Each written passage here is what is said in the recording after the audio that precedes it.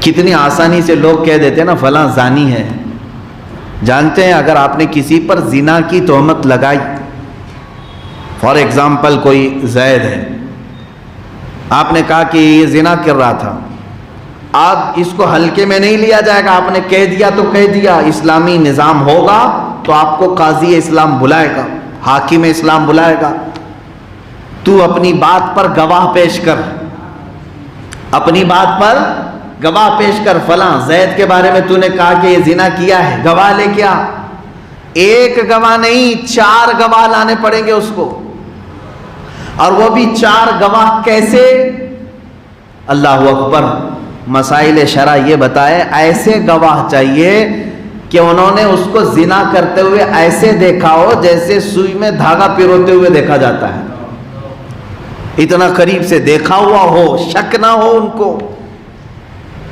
ایسا دیکھا ہو تو گواہ بن کر کے آئے، ورنہ گواہی نہ دو. ہاں اگر اس نے کہہ دیا اس نے زنا کیا اور گواہی نہیں لایا، اس کے لیے کیا سزا ہے؟ سورہ نور کی شروع کی آیتیں 18ویں پارے میں اللہ تعالیٰ فرماتا ہے فَإِذْ لَمْ يَأْتُوا بِأَرْبَعَةِ شُهَدَاءَ فَاجْلِدُوهُمْ 80 جلدہ. اللہ فرماتا ہے اگر وہ 4 گواہی نہیں لایا جس نے تہمت لگایا تھا، اللہ فرماتا ہے حاکم اسلام کو چاہیے کہ وہ اسے 80 کوڑے مارے. کس کو؟ زنا کرنے والے کو نہیں، جو زنا کی تہمت لگایا تھا اس پر. اللہ فرماتا ہے اس کو 80 کوڑے مارو، کیونکہ گواہ نہیں لا سکا. اتنا آسان سمجھتے ہیں لوگ، کسی کو بھی کچھ بول دینا. آج اسلامی نظام ہوتا تو پتہ نہیں کتنوں کو 80 کوڑے لگتے ہیں. اگر تم گواہ نہیں لا سکتے تو بولو بھی مت ایسا جملہ. چلے آج یہ سوچتے ہوں کہ یہاں تو کوڑا درہ کچھ بھی نہیں، کون مارنے والا ہے، جس کو چاہے ہم بولیں گے زانی ہے، زنا کرتا ہے، معاذ اللہ. میں آپ کو بتاتا ہوں میرے عزیز، جب دنیا میں 80 کوڑوں کی سزا ہے تو پھر آخرت میں کیا سزا ہوگی اگر تم گواہ نہیں لا سکے. ہاں کچھ لوگ ایسے ہیں، ہم نے ایک صاحب کو پکڑ کے پوچھا آپ فلاں کے بارے میں ایسے کہہ رہے ہیں، اس کی عورت بہت بدکار ہے، غلط لوگوں سے اس کی سنگت ہے اور زانیہ ہے، یہ لفظ ہوا. میں نے کہا آپ نے دیکھا یا آپ کے پاس کوئی گواہ ہے؟ کہا نہیں، لوگ بولتے ہیں اس طرح سے، مشہور ہے حضرت، یہ بات مشہور ہے. میرے عزیزو 1000 مشہور ہو، شریعت یہ کہتی ہے کہ ایسا دیکھا ہو جیسے سوئی میں دھاگا پھروتے ہوئے دیکھا ہو، جب تک تو کسی کے بارے میں نہ بات کر، ورنہ تیرے اعمال کی خبر تو رکھ. 80 کوڑے دنیا میں لگائے جائیں گے، اور اگر دنیا میں جو سزا نہیں ہوئی اس کا 100 گنا بڑھا کر کے آخرت میں دیا جائے گا.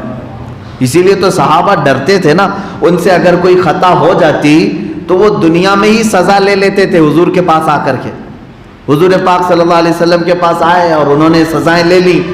کسی کا ہاتھ کاٹا گیا ہے، کسی کو کوڑے مارے گئے ہیں، کسی کو سنسار کیا گیا ہے. وہ چاہتے تو چھپا لیتے نا، نہیں بولتے، لیکن انہوں نے سزائیں دنیا میں کیوں لے لی؟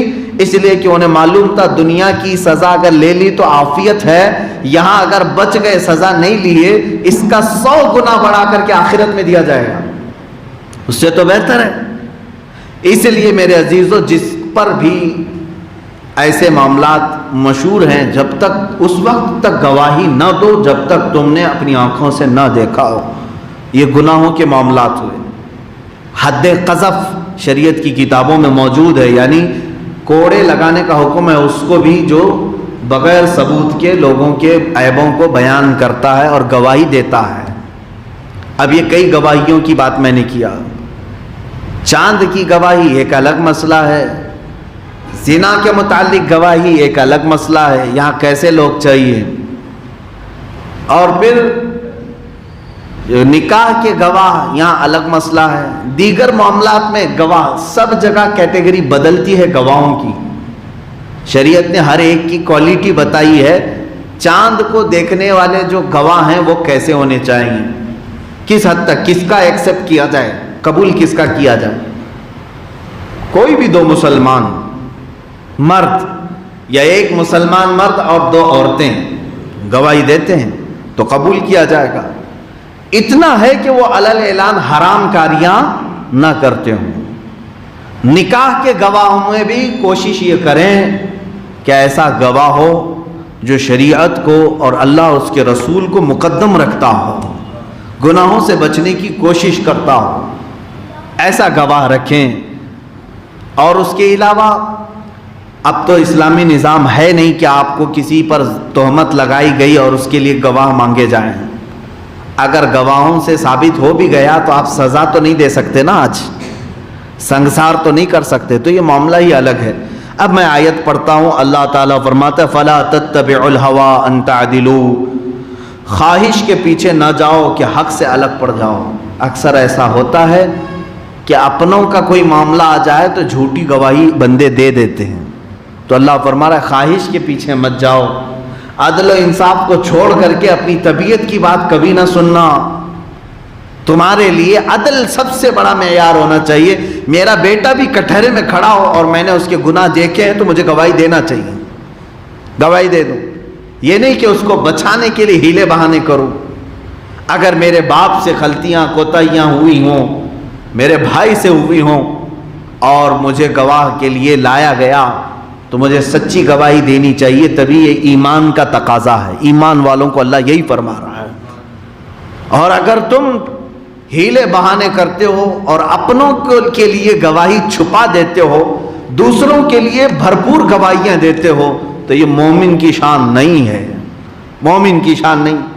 اللہ فرماتا ہے وَإِن تَلْوُوا أَوْ تُعْرِضُوا، اور اگر تم ہیر پھیر کرو گے گواہی میں یا منہ پھیرو گے، فَإِنَّ اللَّهَ كَانَ بِمَا تَعْمَلُونَ خَبِيرًا، تو اللہ کو تمہارے سارے کاموں کی خوب خبر ہے۔ اللہ رب العزت تو جان رہا ہے تم نے گواہی میں کیا ہیر پھیر کی، کیا ملایا کیا نہیں ملایا۔ اس لیے یاد رکھیں میرے عزیزو، پہلی چیز تو یہ ہے کہ جب کوئی گناہ دیکھو، غلط دیکھو، اور اگر تمہیں گواہی دینے کی بات آ جائے تو تمہیں گواہی دینی پڑے گی، تاکہ ہاں اب ایک مسئلہ یہاں پر آئے۔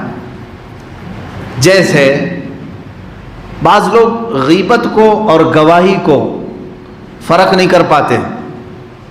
غیبت ایک الگ چیز ہے، بیک بائٹنگ جس کو کہتے ہیں، کسی کے پیٹھ پیچھے برائی کرنا، اور ایک ہے گواہی دینا۔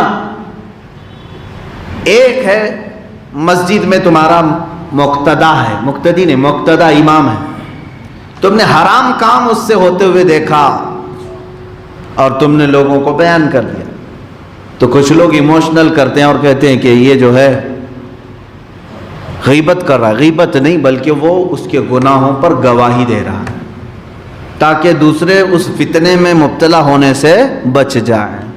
تو اگر اس طرح کی گواہی دیا تو اس کو غیبت نہیں کہا جائے گا، بلکہ اس کو گواہی دینا کہا جائے۔ لیکن اس کو لے کر کے بھی ہر ایک کے پیٹھ پیچھے برائی بھی نہیں کرنی چاہیے۔ یہ کہاں گواہی دے؟